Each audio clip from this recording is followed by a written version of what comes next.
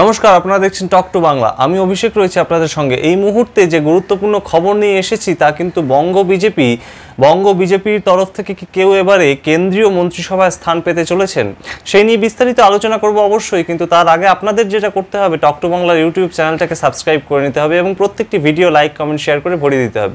এবার আসি সেই খবরে। বঙ্গ রাজনীতিতে কিন্তু বেশ খানিকটা উথাল পাথাল দেখলাম আমরা গত 4 জুন রেজাল্ট বেরোনোর পর, এবং রেজাল্ট কিন্তু আশানুরূপ হয়নি বিজেপি যতটা ভেবেছিল।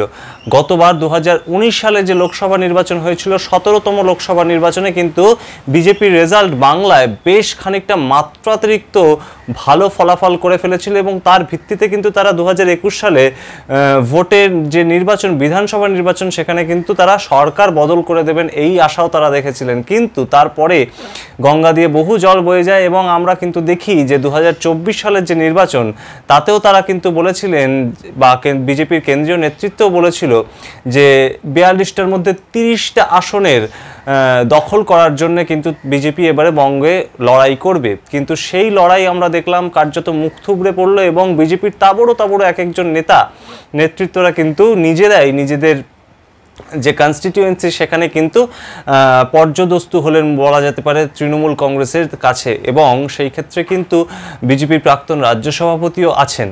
যাক, সে খবর অন্যদিকে। কিন্তু বর্তমানে যে 12 জন সাংসদ পশ্চিমবঙ্গে 42টি আসন থেকে তারা 12 জন ইলেক্টেড হয়েছেন, বিজেপির টিকিটে জয়ী হয়েছেন, তারা কিন্তু এই মুহূর্তে কেন্দ্রীয় মন্ত্রিসভায় স্থান পাওয়ার দৌড়ে বেশ খানিকটা এগিয়ে।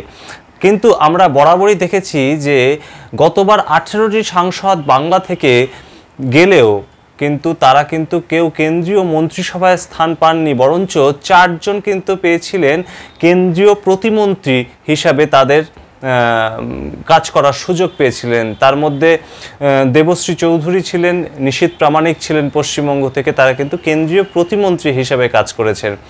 কিন্তু এবারে কিন্তু যে ট্রেন্ড, সেখানে কিন্তু অত্যন্ত কঠিন বেশ কিছু সিটে বিজেপির তরফ থেকে কিন্তু লড়াই করে বেশ কিছু গুরুত্বপূর্ণ মানুষ কিন্তু বিজেপিকে জয় এনে দিয়েছেন। তার মধ্যে অন্যতম মুখ বা অন্যতম নাম কিন্তু উঠে আসছে আমাদের কলকাতা হাইকোর্টের প্রাক্তন বিচারপতি, যিনি বিচারপতির তার যে টার্ম সেটা শেষ হওয়ার ঠিক 4 মাস আগেই সেখানে রিজাইন করে তিনি বিজেপি জয়েন করেন, এবং খানিকটা নাটকীয়তার মাধ্যমেই কিন্তু তিনি বিজেপিতে যোগদান করে সবাইকে চমকে দেন এবং ভোটে লড়াই করেন তমলুক লোকসভা কেন্দ্র থেকে, এবং তমলুক থেকে কিন্তু তিনি তৃণমূলের দেবাংশু ভট্টাচার্যকে হারিয়ে আপাতত কিন্তু দেশের একজন সাংসদ হিসেবে নির্বাচিত হয়েছেন। সুতরাং তিনি কি মন্ত্রিসভায় স্থান পেতে চলেছেন? পেলেও কোন আসন বা কোন মন্ত্রিত্ব তাকে দেয়া হতে পারে? সূত্র মারফত আমরা যা জানতে পারছি, কেন্দ্রীয়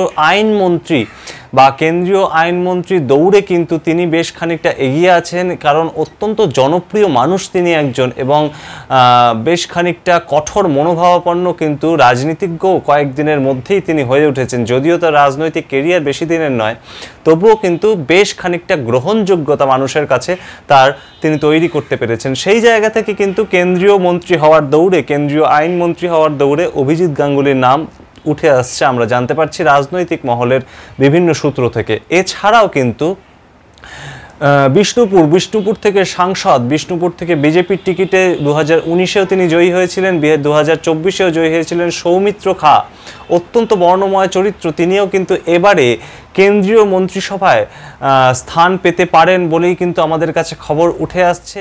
এছাড়াও কিন্তু শান্তনু ঠাকুর থেকে শুরু করে বিজেপির শ্রমিক ভট্টাচার্য, তাদেরও নাম কিন্তু আমরা ফেলে দিতে পারি না বিজেপির কেন্দ্রীয় মন্ত্রিসভায় মন্ত্রিত্বের দৌড়ে। আমরা চোখ রাখবো কে কোন মন্ত্রিসভা, আদৌ কেউ কোনো মন্ত্রিসভা পাচ্ছেন কিনা বঙ্গ বিজেপির থেকে, পূর্ণ মন্ত্রী হিসাবে কাউকে কি স্থান দেওয়া হচ্ছে। আমরা দেখব এনডিএ জোটের 3য় টার্মের যে সরকার আসছে, সেখানে বাঙালি হিসাবে কেউ কি আদৌ কেন্দ্রীয় পূর্ণমন্ত্রী হিসাবে স্থান পেল কিনা, সেদিকে আমাদের নজর থাকবে। এবং অবশ্যই নজর থাকবে আশেপাশের ঘটে যাওয়া বিভিন্ন রাজনৈতিক খবরে, এবং আপনারা চোখ রাখুন টক টু বাংলার পর্দায়। নমস্কার।